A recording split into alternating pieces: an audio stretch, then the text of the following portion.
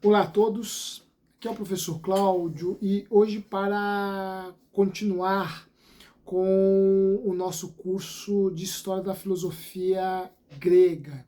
Estamos levando até vocês uma visão panorâmica acerca deste primeiro período da história da filosofia ocidental, período predominantemente marcado pelo pensamento grego, pelo engenho grego, pelo gênio grego, do espírito grego, que nos legou filósofos brilhantes, ideias extremamente consistentes, uma concepção de mundo que em muitos aspectos até hoje perdura. Então nós estamos levando até vocês parte deste período tão rico na história das ideias, na história, tão rico para a história das ideias, tão rico para a história do pensamento ocidental. Nós já falamos alguns encontros sobre algumas ideias do filósofo Empédocles de Agrigento. Hoje continuaremos a falar sobre Empédocles e concentrando o nosso encontro, a nossa argumentação a partir daquela ou daquelas que seriam as causas universais que dão origem ao mundo, à natureza, ao universo, tais quais nós os conhecemos. Já vimos, já apresentamos de forma bastante esboçada, né, bosquejada, os primeiros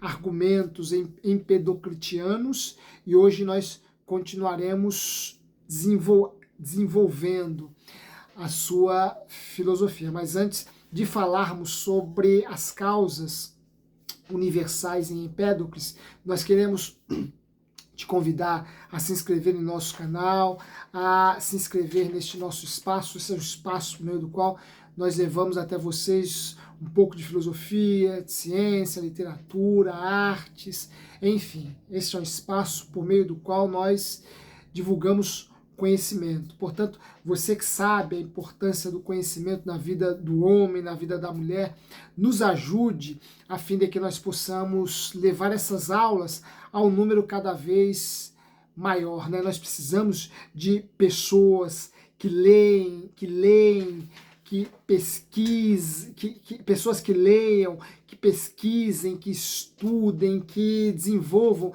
este espírito investigativo, pois à medida que essas faculdades são cultivadas, nós ampliamos a nossa visão de mundo e daí a probabilidade de construirmos ou lutarmos por um mundo melhor é maior. Portanto, nos ajude, faça aí a sua inscrição, compartilhe esse espaço com outras pessoas, deixe seus comentários, divulgue, deixa aí também o seu like se gostar desta aula. Enfim, nos ajude para que possamos levar essas lições a um número cada vez maior. Bem, como vimos em nosso encontro anterior, para Empédocles existem 4 raízes que são a causa de todas as coisas.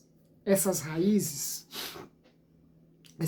são a água, o ar, o fogo e a terra.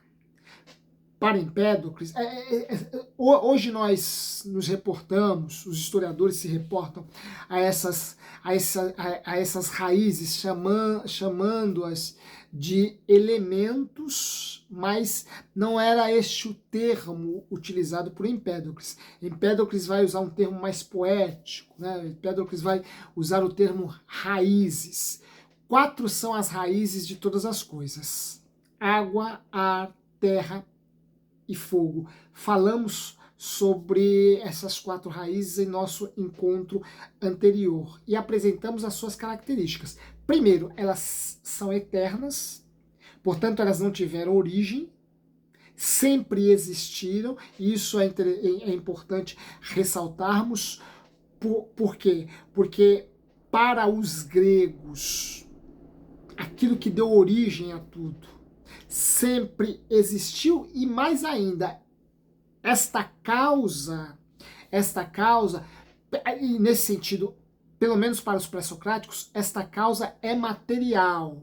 Portanto, a causa de todas as coisas, primeiro, sempre existiu, é portanto eterna, e ela é material. Só em Platão nós veremos de forma mais radical, mais clara, mais elaborada, uma distinção entre a matéria, aquilo que é matéria, e aquilo que é espírito, com uma certa precedência dada ao espírito, uma maior importância dada ao espírito, isto em Platão, pelo simples fato do espírito ser eterno. Vejam, somente em Platão haverá uma distinção radical, mais elaborada, mais consistente, mais desenvolvida, mais complexa, entre a matéria, que é perecível, e o espírito que é a causa de todas as coisas e que é eterno, né? Espírito que Platão chamou de espírito, aqui eu utilizo o termo espírito não no sentido religioso, né? Espírito em filosofia é o oposto da matéria, mas aquilo que eu chamo de espírito aqui, Platão vai chamar de ideias, formas, essências, mas isso nós veremos num outro encontro. Até aqui, neste período dito classificado de pré-socrático, a causa, a origem de todas as coisas é material, ela é eterna e ela é material. Assim como essas quatro raízes são de natureza material, terra, água, fogo, ar, são constituídos por matéria. E estes elementos são eternos, materiais, indestrutíveis, e eles não se misturam. Eles se combinam, se harmonizam, eles se entrelaçam, dando origem às coisas, porém, eles não se misturam. Eles continuam sendo o que são. Eles não perdem a sua natureza, eles não perdem as suas prerrogativas originais. Eles mantêm a sua mesma estrutura. Portanto, o universo, ou a origem do universo, do cosmo, se explica a partir desta combinação e desta dissolução destes quatro elementos, ou destas quatro raízes, dando origem às coisas tais quais elas são. Portanto, como Empédocles vai explicar o nascer e o perecer das coisas? A partir desta combinação. A partir da combinação da água, do ar, da terra e do fogo. Quando essas coisas, quando essas raízes se combinam, se unem de forma harmoniosa, elas dão origem ao cosmo. Quando elas se separam, aí este cosmo perece, ou pelo menos aquilo que foi originado pelo cosmo perece, né? Não, mas não o cosmo propriamente dito, porque o cosmo continua sendo estes elementos, terra, água, fogo e ar, e esses são indestrutíveis. Mas nos parece que falta aí um elemento. Falta aí, ou faltaria a Empédocles, explicar qual é a força, ou qual é a causa, qual é o elemento ou a estrutura que contribui com esta combinação. Ora, nós sabemos que terra, água, fogo e ar não possuem uma inteligência, um intelecto, não possuem consciência. Como então se combinariam para dar origem a todas as coisas? Se não possui inteligência, se não possui consciência. Ora, essa combinação seria uma combinação aleatória? Não nos parece, porque o universo, o mundo, a natureza se apresentam para nós com tanta perfeição, com tanta harmonia, que não nos parece que isso tenha sido obra do acaso. Ora, mas se não foi obra do acaso, e até porque esses padrões de combinação se repetem, né? Vejam, é a mesma combinação que forma sempre árvores, é a mesma combinação que forma sempre os cavalos, é a mesma combinação que forma sempre o homem, é a mesma combinação que forma sempre a natureza, como nós as vemos, com todos os seus animais, com todos os seus vegetais. Ora, os padrões se repetem porque vemos-los sempre aí. Portanto, não podemos afirmar que estes padrões que se repetem se impõem, dando origem às coisas, isso constantemente, porque constantemente vemos coisas nascerem e perecerem. Não nos parece que este padrão seja este padrão que se repete seja decorrente de uma combinação aleatória dos 4 elementos, das 4 raízes. Ora, Empédocles não tergiversa dessa discussão, não tergiversa desta questão, e ele vai colocar como causa, como princípio que atua sobre os 4 elementos, ou sobre as 4 raízes, combinando-as a fim de que todas as coisas surjam. Ele vai colocar 2 princípios, o amor e o ódio. Para Empédocles, o surgimento das coisas, que é o resultado da combinação das 4 raízes, se deve a um outro princípio chamado amor.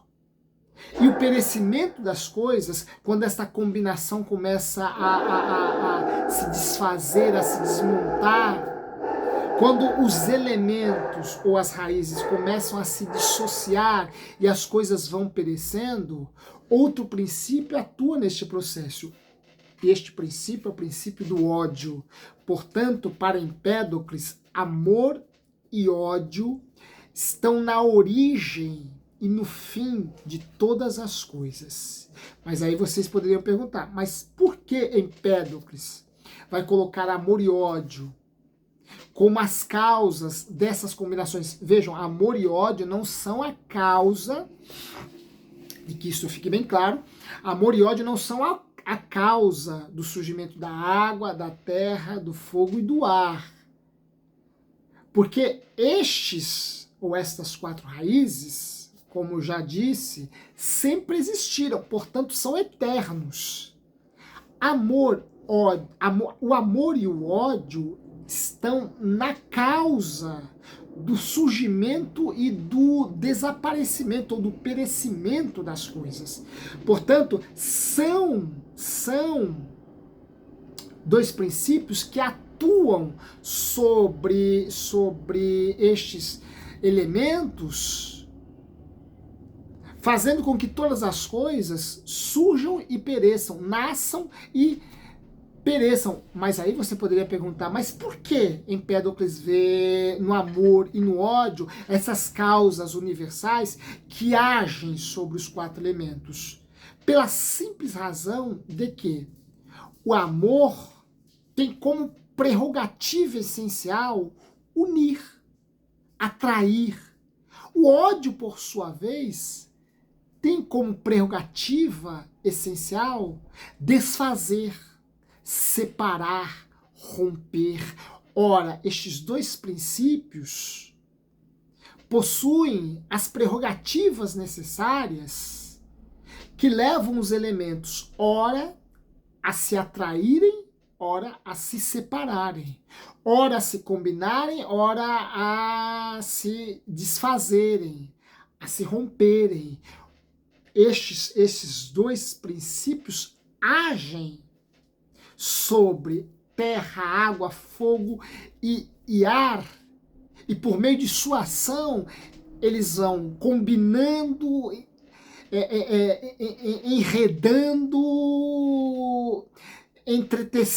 tecendo esses elementos, bem como separando-os num processo contínuo e eterno que faz surgir e perecer, nascer e morrer todas as coisas. E isto por conta desta sua prerrogativa, ou deste seu atributo original, o atributo da atração, da união, que é o atributo do amor, porque o amor atrai, e o atributo do ódio, porque o atributo do ódio, porque o ódio separa. E vejam, Empédocles recorre a dois pressupostos extremamente, a duas paixões humanas para colocá-las na base, no fundamento das coisas tais quais nós as vemos, né? Porque o amor e o ódio são experiências humanas, são paixões humanas, são sentimentos humanos, são vivências experimentadas pelos homens. Ora, a água, a terra, fogo e ar não conhecem esses sentimentos, essas paixões. Os homens as conhecem, os homens as compreendem, os homens sabem quem elas são. Portanto, existem dois princípios que Empédocles os intui a partir das experiências humanas. Entretanto, estes dois princípios transcendem o humano. Por quê? Porque o primeiro humano surge a partir da ação do amor sobre os elementos, o que mostra que o amor, embora seja a única experiência, e eu falo aqui em termos de experiência, né, em termos de consciência, né? Embora seja uma experiência extremamente humana, uma paixão vivenciada pelo ser humano, né? Veja, esses princípios transcendem o humano. Estão para além do humano. Por quê? Porque foram os princípios, sobretudo o amor, é o princípio que atuou sobre os primeiros sobre os quatro elementos, dando origem aos primeiros seres humanos. Portanto, o amor transcende o humano. E aqui cabe ressaltar, portanto, que Empédocles está falando do amor e do ódio como pressupostos metafísicos, embora os homens sejam os únicos a terem consciência plena da experiência amorosa, da experiência do ódio. Estes princípios transcendem os seres humanos porque são princípios metafísicos. Portanto, o amor e o ódio são ou estão na base, são a causa do surgimento da natureza, da vida, do mundo, tal qual nós os conhecemos, porque são eles que agem sobre os quatro elementos, ou sobre as quatro raízes, combinando-as e separando-as. Agora, podemos ir além de tudo isso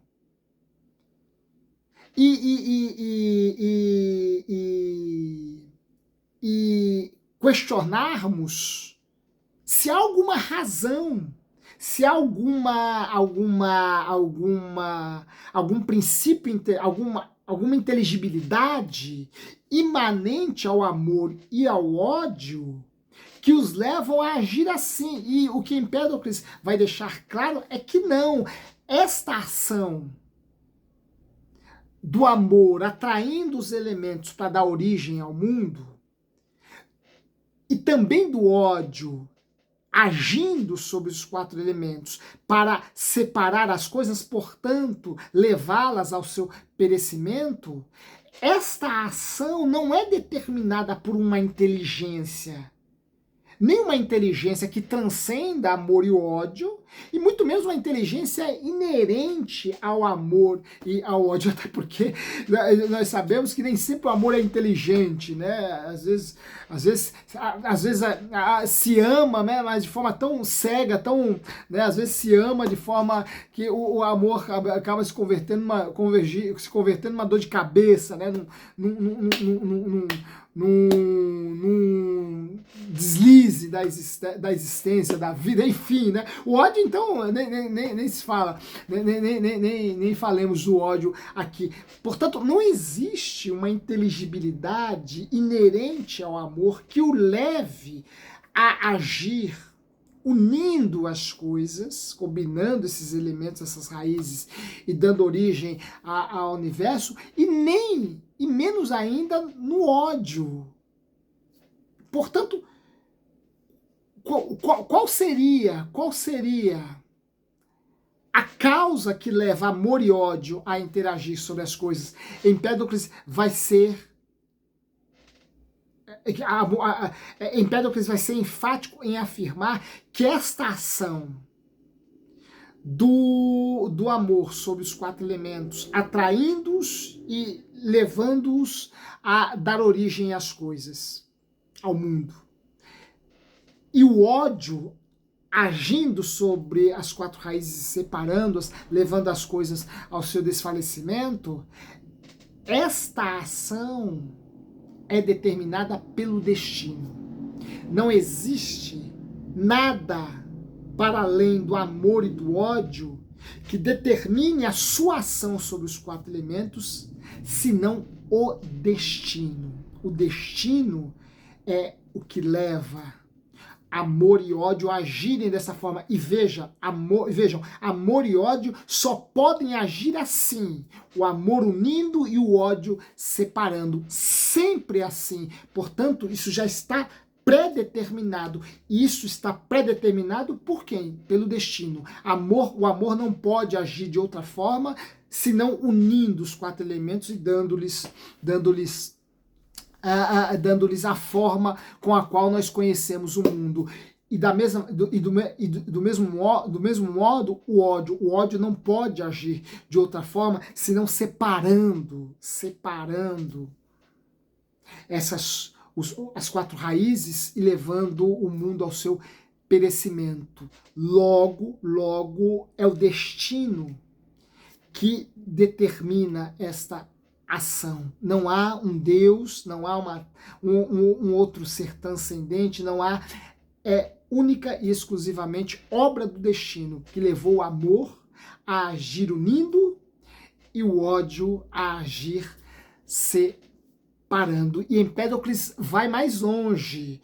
Ora, o amor e o ódio não são, da mesma forma que amor e ódio não são a origem dos 4 elementos, os 4 elementos também não são a origem do amor e ódio. Logo, os 4 elementos, como já vimos, são eternos e os 2 princípios são coeternos. E mais ainda, portanto, eles se assemelham aos 4 elementos por conta da eternidade e se assemelham a eles pelo fato de serem entes materiais. E é bom que isso fique claro. Empédocles não sustenta uma ideia de amor e ódio como princípios imateriais. Pelo contrário, amor e ódio são princípios materiais.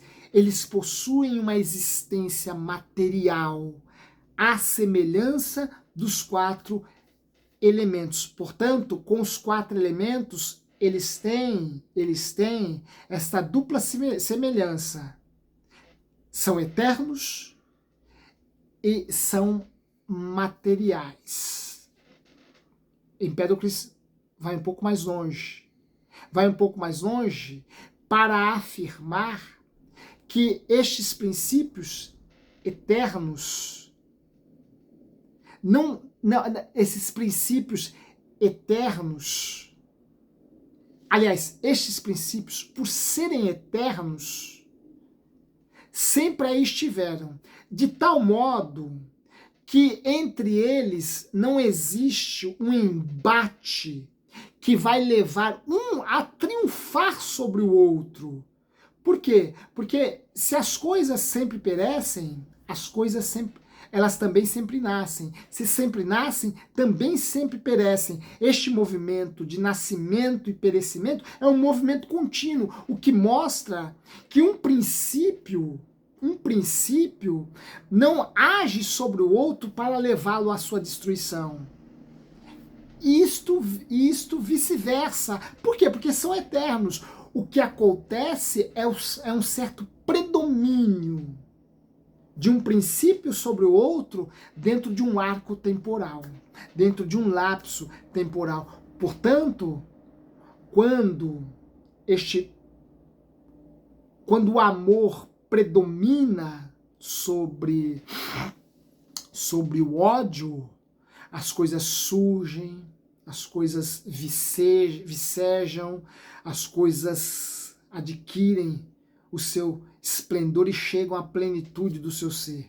Mas quando o amor começa a perder força pela ação do ódio sobre os 4 elementos, aí as coisas entram num processo de declínio.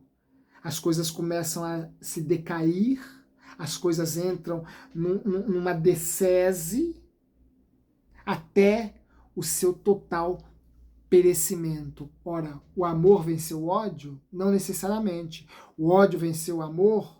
Não necessariamente. O que houve foi a predominância de um sobre o outro num lapso temporal que é muito relativo, a depender do ser, né? A depender do ser, o lapso temporal pode se prolongar por décadas e séculos, né, a depender do lapso temporal, do ser, né, o lapso temporal pode durar poucos dias, né? Veja, podemos pensar isso em relação às experiências humanas, né? Há casamentos que são para a vida inteira, né? Há outros relacionamentos que começam hoje e terminam amanhã, né? Sobretudo em nosso mundo, em que as relações, para nos valermos de uma expressão cara ao pensamento do sociólogo polonês Zygmunt Bauman, né? Sobretudo em nosso tempo, quando as relações são extremamente líquidas, né? Enfim, mas vejam, Empédocles não fala de um embate entre amor e ódio a ponto de um levar o outro à sua destruição. Não, o amor está, mesmo quando o ser entra no processo de perecimento, o amor está presente. E mesmo quando o ser vai florescendo, o ódio também está presente, com menos força em determinado momento que no outro, mas eles estão presentes, eles estão aí. Portanto, Empédocles vai falar de uma precedência de um princípio sobre o outro dentro de um lapso temporal, a depender do lapso temporal, do momento, do átimo desse lapso temporal, o que vemos é a prevalecência do amor.